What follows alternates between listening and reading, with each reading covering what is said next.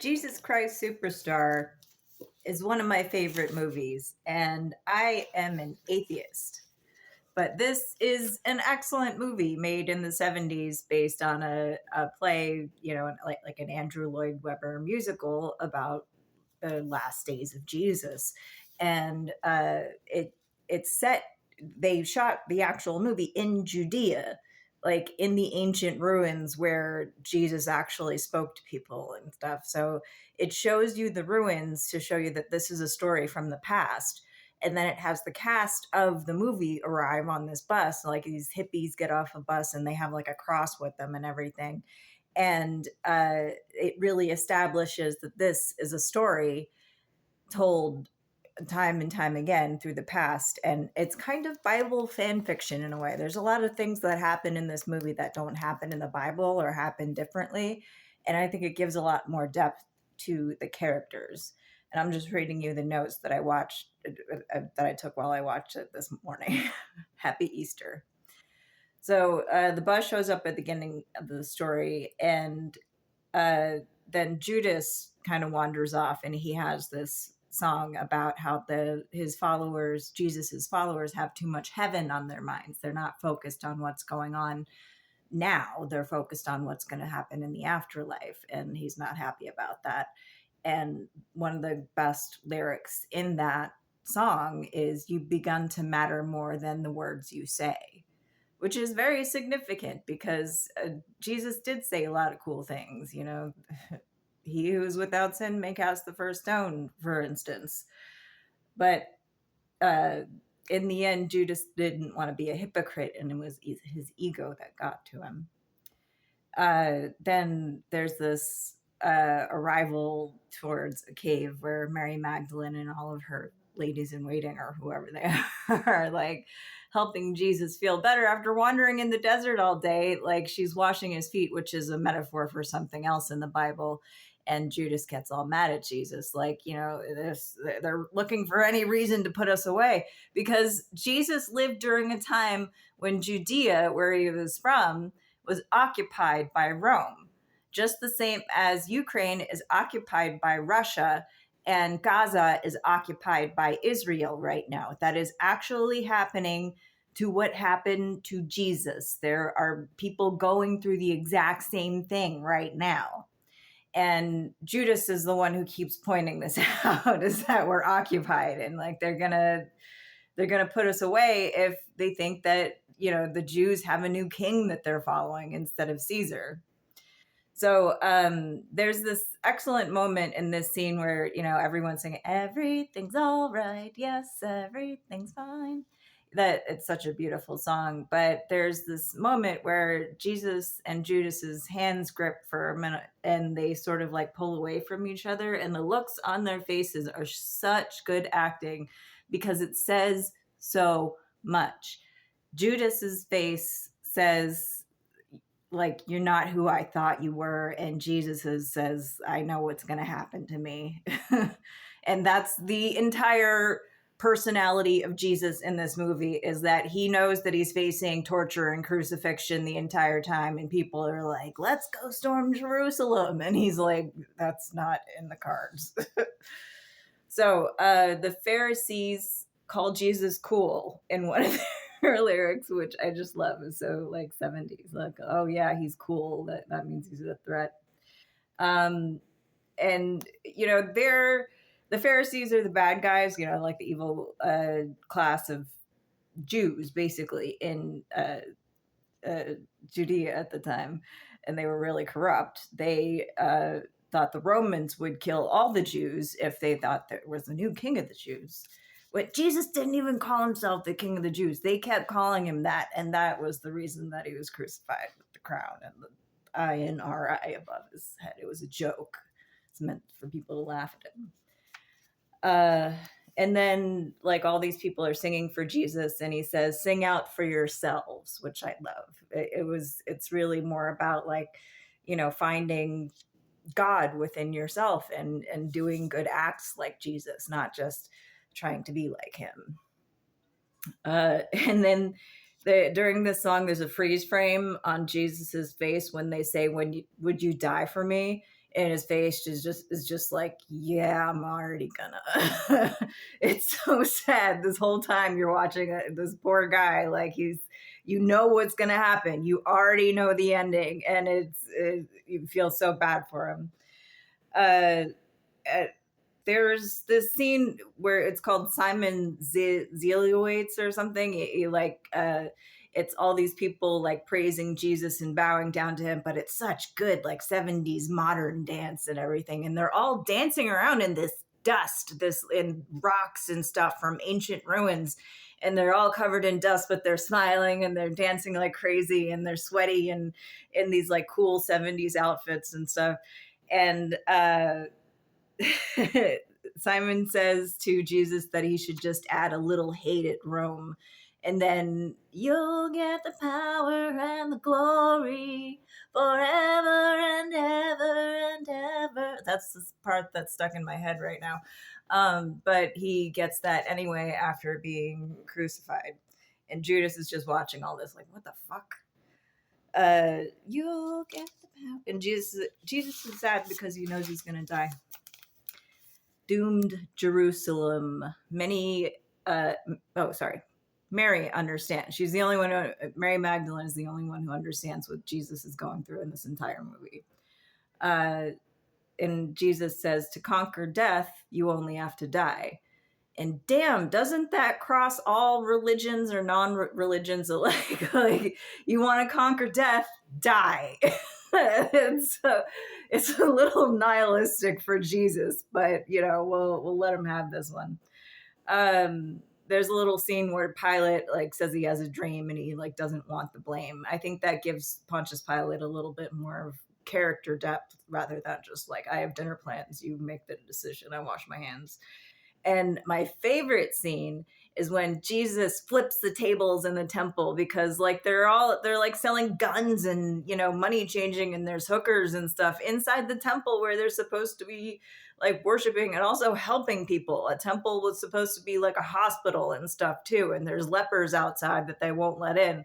That part's in the Bible.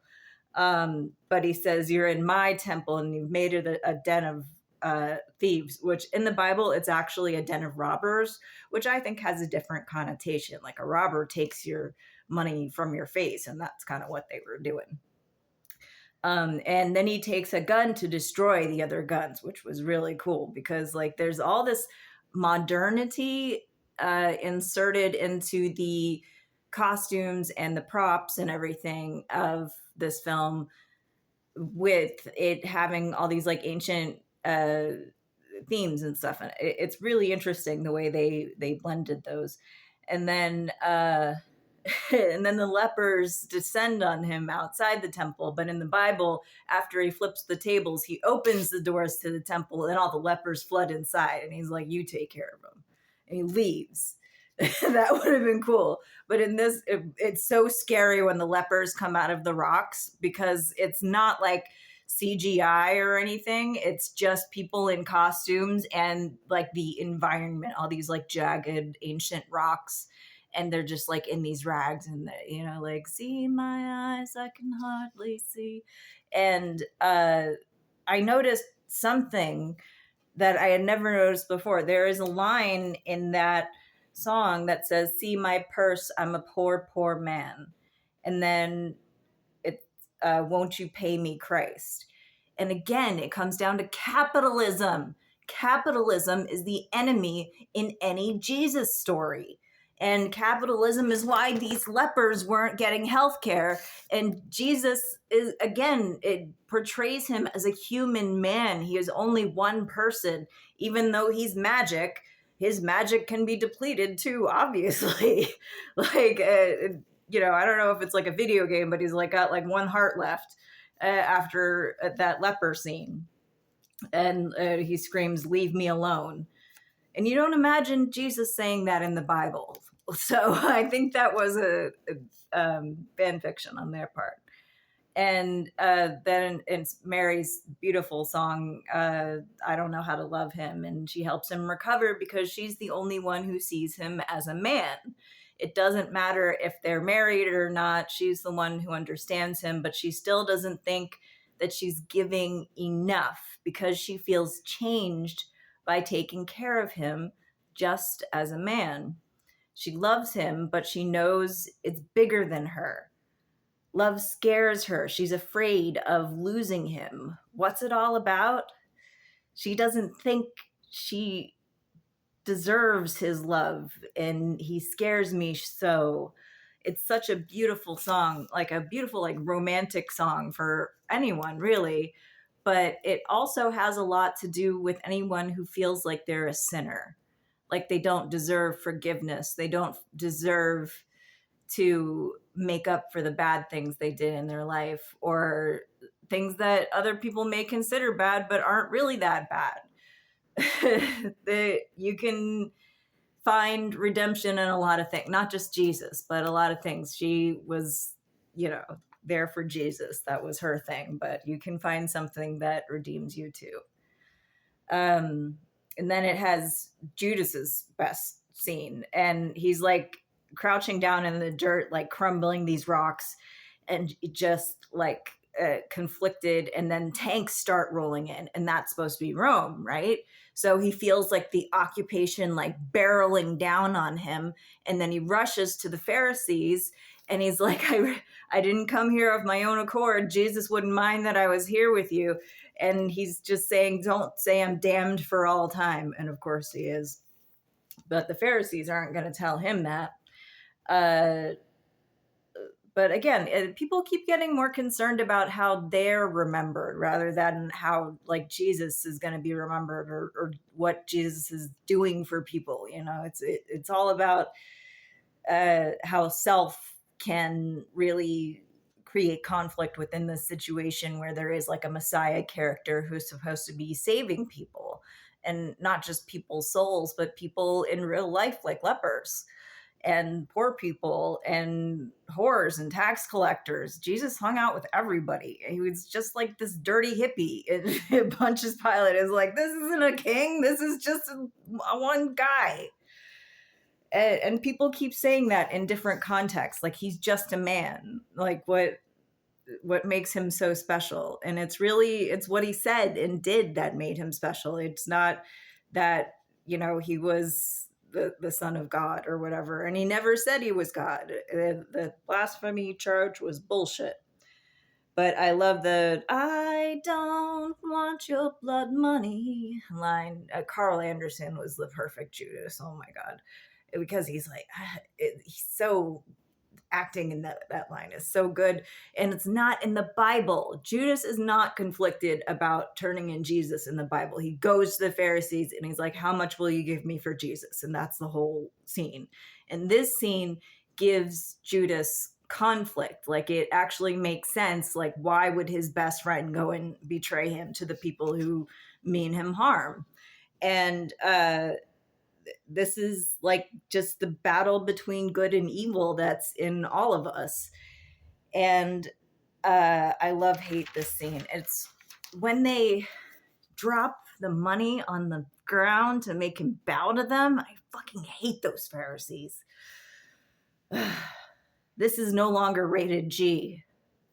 And then you see jets roaring by, but that didn't stop the occupation, didn't it?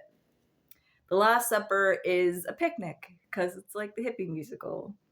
And Jesus is kind of sarcastic at the beginning. He's like, for all you care, this is my blood, this is my body. That's not it. For all you care is not in the Bible. I need to double check that, I'm pretty sure. But he gets angry and Judas gets banished, and it's like he told him he was going to do this, and it's awkward. And Judas runs away, and there's like this herd of sheep behind him, and that's like a really good metaphor. He's like being like one of the sheep flocking away from the shepherd or something. But I wonder if that was like planned or if there was just like a random flock of sheep running by.